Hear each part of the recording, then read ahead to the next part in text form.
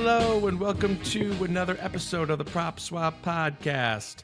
We are your hosts, Ian Epstein. And Luke Pergande. And we are also the founders of PropSwap, the first marketplace to buy and sell sports bets. Thank you so much for joining us this week. We've got another great episode for you. Of course, we are going to break down the Final Four, talk about the Sweet 16 and Elite 8 games. And so I thought we would start with, I'm calling this segment, Luke, UConn not stop the Huskies. The Huskies are a wagon, one that we probably haven't seen since 2008, 2009, when the Florida Gators were the last team to repeat as college basketball champions. Of course, PropSwap was not a thing back then, so this is the first time we've seen this type of run in March Madness two years in a row. But just a couple quick stats. The closest game, meaning the smallest margin of victory UConn has had over the past two tournaments, was a 13-point win over Miami last year in the Final Four. That was the smallest margin, 13 points. They have beaten every team by double digits. UConn currently an 11.5-point favorite over Alabama. Purdue is a 9.5-point favorite over NC State. And so there has never been a Final Four with two double-digit spreads, and so if that Purdue spread stays 9.5 or lower, that will still be true. But we are teetering on history here with two double-digit spreads, which has never been done. So, before we get into some of the sales from the weekend, what are your thoughts right now on the Final Four? I like, in terms of picking an upset, I like Bama more than I like NC State, which I recognize, UConn is better than Purdue, but I think Bama is much better than NC State. Maybe that's just me being blind like everyone else basically has been, and thinking NC State can't be this good, and they just continue to prove me wrong. But I just feel like Bama offensively has a little bit more firepower, and they knocked off a really, really good North Carolina team. And they played good defense against RJ Davis. Maybe it was the rims. Of course, our Arizona's star player Caleb Love was 0 for 9, and the same stadium that RJ Davis went 0 for 9 from 3 in. But I think Bama's a little bit better than NC State, so I would lean that they'd be able to pull off an upset, even though UConn scored 30 straight points on Saturday against Illinois. So I've never seen that in my life, and I don't know we'll ever see that again in the Elite Eight game. Yeah, 30-0 run from UConn, just unbelievable. I would agree with you. Like they said the same thing about Illinois' offense, but if a higher scoring game means more variance, right? So if I know that Alabama is going to put up 80 points in that game, or 75 or whatever, which is something that's very doable for that team. I mean, they run up and down, they score a ton of points. If you can score points, then obviously then you have a better chance of winning. Obviously, that kind of whatever. That's not breaking news. Like the team that scores more is going to win the game. But the higher the score of the game, the higher the variance. And so I would agree with you that that would bode well for a potential upset. So I agree with you that of these two Final Four games, I think actually like Alabama has a better chance of upsetting UConn than NC State does of Purdue. I was going to bring this up later, but seeing as how we're talking about Alabama, I wrote this down. You got to feel for Alabama futures bettors, because on Saturday morning, heading into the Elite Eight, after upsetting North Carolina, they were 16-1 to win the title. After beating Clemson and going to the Final Four, you can now find Alabama at 18-1 to win the title, which is something that you just never see. You never see a team win basically a quarterfinal game and their futures odds go down. We have a customer. This is just one example, but we have a customer with a $500 50-1 Alabama title bet from November. and it's still only worth $1,500 right now. In like most other years, that ticket would be worth at least $4,000 right now, with them sitting in the Final Four, right? Like 5-1, 6-1. And so I kind of feel for Alabama futures bettors, because they're a good team. You made a great pick, and the value just is not increasing like we see it in other years.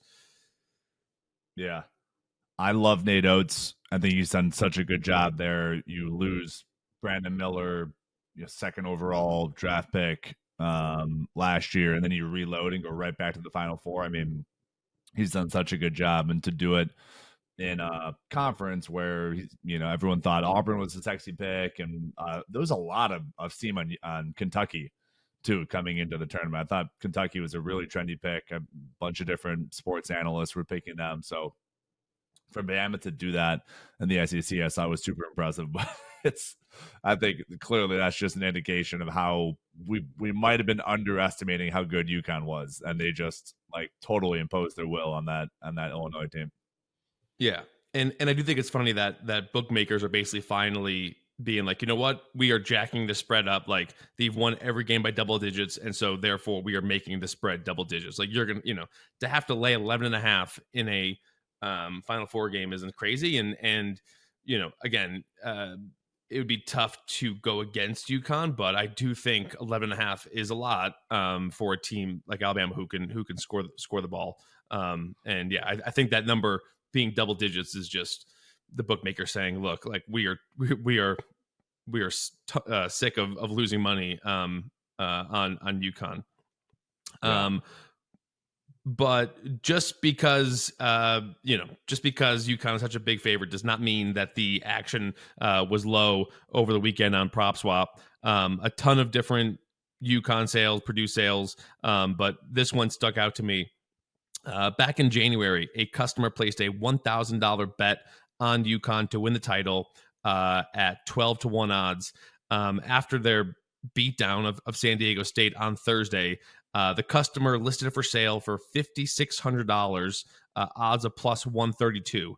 At the time, it was a little higher than market value, but on Friday night, after Houston's star player Jamal Shead went down with an injury, and it became apparent that Duke could win that game, a buyer came in and scooped it up for that $5,600 plus 132. When the dust settled on Friday night, Duke had eliminated the 1 seed Houston.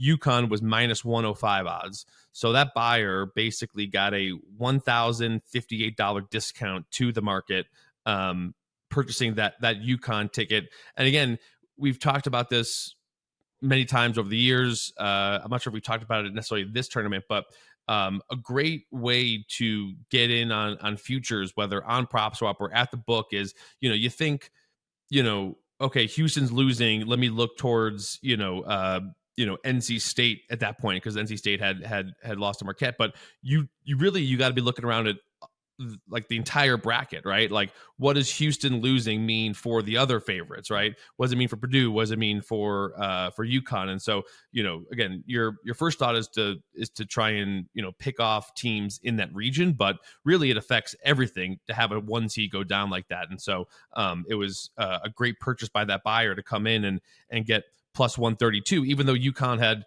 solidified their spot in the Elite Eight. Like I said, an hour and a half later, UConn was sitting at minus 105. So, but again, and still a great sale to turn a $4,600 profit for the seller. And yeah, like I said, the buyer got basically a $1,000 discount to the market. Yeah, totally. Yeah, only a few games left, but completely agree with that strategy. In this situation, Purdue and NC State play first. So if you want to sell a Purdue, say Purdue wins and you've got a Purdue future and Bama's winning, they're beating UConn, you could sell that Purdue ticket for more than if UConn comes back and wins, because obviously UConn will be favored against Purdue. So just strategies to think about during the games. If you have one of these four, or you're about to buy one of those four futures going into the Monday Night's National Championship, just a couple different things to bear in mind while these games are ongoing. Yeah. Um, and it's been fun for me to be watching the futures odds move with the book. Another little piece of advice is what I have found from observing is MGM may be slow to move their numbers, or they just like to hang really good numbers. But a couple examples. I was able to grab Alabama at 40-1 during their game against Clemson. Right? I mean, that game was close and it came down the wire, but Alabama, was holding on to the lead. Look, and then finally, it would have taken a shocker for them to have blown that lead, and I was able to grab 40-1 Alabama, and then they were back down to 20-1. A couple minutes later, during the Purdue Tennessee game, I was able to grab Purdue at 5-1 in the second half. Again, Tennessee came back; they were making the game close towards the end there, but I mean. Yeah. 15 minutes later, they were back down. Purdue was down to plus 250. So, specifically talking about MGM, I was able to grab some good numbers, and so maybe something to bear in mind for this, the Final Four weekend or tournaments ahead. Yeah, my guess would be stale numbers, but hey, however you get down, good, And good look, for you, good if for the gambler. Yeah, and I'm sure MGM's thinking, look, if UConn wins, then these bets are losers, right? But as we all know, that there's markets out there to flip an Alabama 40-1 ticket or a Purdue 5-1 ticket. So I'm just getting in at good numbers where I know that there's a resale, there's a margin there to flip them. But the story of the Final Four is NC State. Yet again, another big long shot makes the Final Four. Joining the ranks of UCLA a couple years ago, Loyola, Wichita State. All huge. Long shots to reach the Final Four. Double digits, specifically, specifically NC State was 55-1 to win the region before the tournament started, and we had quite a few customers who got in on NC State because, again, as we talked about, NC State went on a run. They won the ACC tournament, and so they were not necessarily. So they were I would say, a popular sleeper team because people had just watched them beat Duke, beat Virginia, beat North Carolina in the ACC tournament. So, that was a great team over the weekend for buyers and sellers on PropSwap. Here's one sale in particular. A customer who bet $15 at 55-1 odds on NC State to win the South region before the tournament sold their bet for $50 after NC State's round one win. So just one game, customer flipped a $15 ticket for $50, and then the customer who purchased it for $50 resold it before their game against Duke for $247. So owner number one made 2.3x on their money. Owner number two made almost 4x on their money. And then owner number three made 2.4. He got plus 240 odds on that purchase prior to the Duke game. So they made 2.4x on their money. So three different owners of the ticket, and each one made money along the way.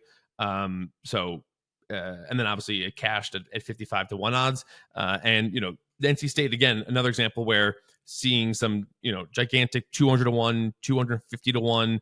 I think there's a story of a 500-1 NC State championship ticket sitting out there. But again, when you've got a team like UConn sitting out there, still quite long odds. You'd have to the hypothetical spread between UConn and NC State right now on FanDuel is 15.5.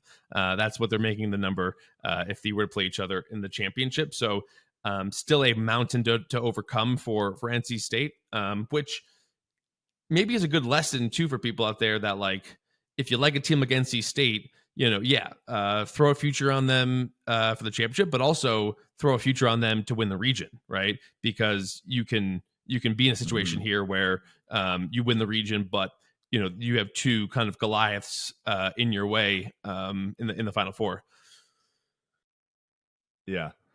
I've been thinking a lot about NC State and how long their odds were, and I think just because they play in the shadow of North Carolina and Duke, obviously both in the same state. I think they're not as much of a public team. And like, you could argue Wake Forest back in their heyday with Chris Paul. But imagine if this team was like a California, like UCLA. That was such a perfect example of like a team that plays in the Pac-12, overshadowed by Arizona in that respective season, but like massive alumni base and like wealthy alumni base, and like popular teams are in California. Like I've just been thinking about, imagine that if an 11 seed was a UCLA or a Texas or a Big Ten team, like a Michigan State team, there would just be 7 times the amount of bets I would imagine on a team like that. So it's funny how the luck of the draw works out. It's hey, as long as there's some long shot that PropSwap can be utilized for, we're happy, as opposed to if it was like UConn, Purdue, and Houston, right? That would have been kind of tough for PropSwap. So happy that at least one of the teams was able to be a long shot, and like you just laid out, perfect example of seller 1 to seller 2 to seller 3, and everyone makes money. Yeah. And or like, it's funny. I mean, that second Loyola run, the ended up losing in the Sweet 16, but like, again, I keep going back to this, that year a couple years ago where Loyola beat Illinois in the second round. And we had some massive tickets on Loyola. That's because like a couple years earlier, people saw Loyola get to the Final Four, right? Yeah. And so there was this history of them making this run before, and I think that led to having a ton of long shot tickets on them. So I think, to your point, a blue blood gene thing. Say again. The Sister Jean thing that went viral, and that got a ton of interest around it. There was multiple external factors that got attention on Loyola. Yeah. Yeah, exactly. And yeah, so between your point of like being the shadow of the other North Carolina schools, not being a blue blood, and the fact that we haven't seen this team make a run. I mean, the story about the coach. The coach was basically on the hot seat, right? Like the coach was about to lose his job. And he has a clause in his contract that says if you win the ACC tournament, like automatic 2-year extension. So and each win that they've gotten in the tournament has added money to his contract. So kudos to that agent, whoever negotiated that deal. But just again, another, typically speaking, if you have a team where the coach is about to get fired, like that's probably an indication of like the fact that bettors out there were not looking at this team during the regular season and accumulating futures at long odds like Loyola or UCLA from a couple years ago. And then just the other team we haven't really touched on is Purdue. We've talked about Purdue on this podcast. Obviously the beat Arizona, earlier in the season. You were in attendance for that game. They shot the lights out from 3. And so, it's one of those things where some people are kind of dismissive. As I said last week, watching Zach Edey get officiated is kind of a frustrating watch, but look, he's effective and they win games. And I do think that they are the team that's kind of getting overlooked here a little bit. And they are a lot better than people either give them credit for, or they're willing to admit, because they just say, UConn is going to win the whole thing. But I do think Purdue here is getting a little overlooked. And, we'll talk about this in Stake or Swap a little bit, but I do think that if it's a UConn Purdue championship, that will finally be like UConn's first best, real best test in the last 2 tournaments. Totally. Yeah, no, I think Purdue has, in this tournament, and they are playing their best basketball, in my opinion, of the entire season right now. Like they have improved dramatically since I went out and saw them in December. Zach Edey has he's got like a softer touch, and I went to that game and then probably watched 6 others throughout the season, 6 other Purdue games. I think his touch, like he's getting so many rolls, which is incredible to see. Like that is like the mark of like an improvement as a big man, where you're not just like hacking it up and you're getting fouled. Like, he has touch now and he's getting roles that he wasn't getting, I think, in December. Free throw shooting has improved. I believe he obviously had a couple, like a bad air ball in the game on Saturday, but, or I guess Sunday. But I think they've improved. Yeah, I'm gonna eat some crow if Purdue wins a national championship. But I think I agree that they can beat UConn.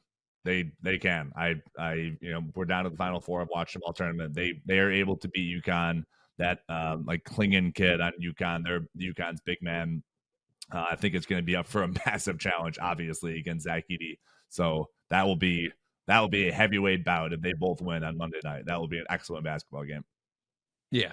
And it'll be interesting to see. So obviously it's been talked about a bunch, right? Purdue lost as a 1 seed to a 16 seed last year. This has kind of been the revenge tour. And so it'll be interesting to see if them making the Final Four in their minds is like kind of like mission accomplished, right? Like we proved the doubters wrong. Purdue's not been to the Final Four, I don't think, since like 1980, right? So I mean, right. Obviously none of these people were alive, the last time Purdue made to the Final Four. And so it'll be interesting to see if, the kind of who's happy to be there type of thing, which I think could also be said for NC State and Alabama as well. But it will be interesting to see if Purdue comes in there with kind of the mindset of, look, like, job's not done. Like we thought we would win the championship last year. We got embarrassed in the first round. And we still have two more wins to get here. So yeah, I don't think Bama's never been in the Final Four. So yeah. Agreed that it'll be interesting to see if Nato says his team upset and like, nah, we can beat this UConn team, or it's just, hey, we got to Phoenix, we're happy, we've never done this before, a new high for the program. Yeah. And then I guess one other thing to consider, and I this kind of comes to mind right now, and I haven't done the research, although I'm sure I will as we come up to it. But I always, playing in football stadiums is a whole different beast. And it's funny, there was a period of time there where they made some of the regionals in football stadiums, which I thought was kind of whack. Like, I'll never forget, there was a South regional in like the Texans football stadium. And I remember Duke was in it, and like it was bricks galore because the depth perception is so much different when you've got all these fans sitting behind the basket versus a traditional basketball arena. And so to your point of Alabama's never been in the Final Four, I would be curious to see if any of these teams besides UConn has even played in a football stadium like this. Yeah. So that is, maybe it doesn't have an indication on who wins, but I would maybe look towards the unders, or at least the first half unders on some of these games, because it's a different beast playing in a giant stadium like that. Completely agree. I think first half unders are extremely intriguing, and do it now before not many people are focusing on the game. It's not until Saturday, of course. We got a few days, so yeah, hop in that now. I totally agree with that. I think there's going to be a ton of bricks now. And if I had to pick one, because UConn did this last year, now some of those guys have graduated. It's a year ago, but I would think UConn might be a little bit more ready to play in a big stadium, of course, doing it last year. So we'll maybe NC State Purdue first half under is the move. I like that.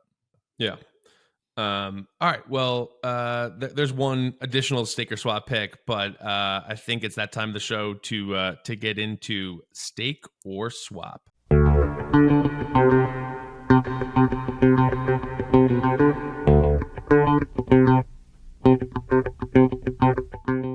First up, we are going to be talking about some exact outcomes.